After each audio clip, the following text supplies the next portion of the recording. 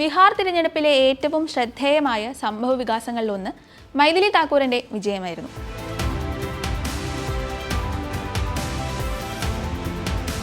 കേവലം ആഴ്ചകൾക്ക് മുമ്പ് മാത്രം BJPയിൽ അംഗത്വമെടുത്ത ഈ 25-കാരിയെ അലിനഗർ നിയമസഭാ മണ്ഡലത്തിൽ സ്റ്റാർ കാൻഡിഡേറ്റായാണ് BJP അവതരിപ്പിച്ചത്. മൈഥിലി താക്കൂർ RJD സ്ഥാനാർത്ഥി വിനോദ് മിശ്രയ്ക്കെതിരെ വ്യക്തമായ ഭൂരിപക്ഷത്തിൽ വിജയിച്ചതോടെ ഈ മണ്ഡലത്തിൽ BJP ചരിത്രം കുറിക്കുകയും ചെയ്തു. വിനോദ് മിശ്രയേക്കാൾ 10,000-ഓളം വോട്ടുകളുടെ ഭൂരിപക്ഷത്തിലാണ് മൈഥിലി വിജയിച്ചത്.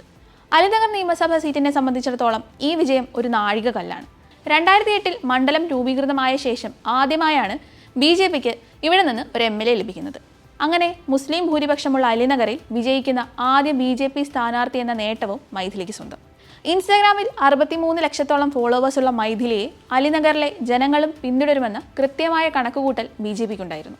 ബീഹാറിലെ നാടൻ പാട്ടുകളിലൂടെയും ഭജൻസിലൂടെയും റിയാലിറ്റി ഷോസിലൂടെയൊക്കെയുമാണ് മൈഥിലി ജനപ്രീതി നേടിയത്. ചെറുപ്പക്കാരുടെ വോട്ടിനായി ജൻസി സ്ഥാനാർത്ഥിയെ അവതരിപ്പിക്കുക എന്ന BJPയുടെ തന്ത്രം വിജയിച്ചു. ബീഹാറിലെ ഏറ്റവും പ്രായം കുറഞ്ഞ MLA എന്ന റെക്കോർഡ് മൈഥിലിയുടെ വിജയത്തിനൊപ്പം ചേരുകയും ചെയ്തു. ഇതിനു മുമ്പ് തേജസ്വി യാദവും തൗസീഫ് ആലവുമായിരുന്നു ഇത് പങ്കിട്ടിരുന്നത്. 2015-ൽ രഘോപൂരിൽ നിന്ന് തിരഞ്ഞെടുക്കപ്പെടുമ്പോൾ 26 വയസ്സായിരുന്നു തേജസ്വിയുടെ പ്രായം. ഇതേ പ്രായത്തിൽ 2005-ൽ സ്വതന്ത്ര സ്ഥാനാർത്ഥിയായി മത്സരിച്ചാണ് തൗസീഫ് വിജയിച്ചത്.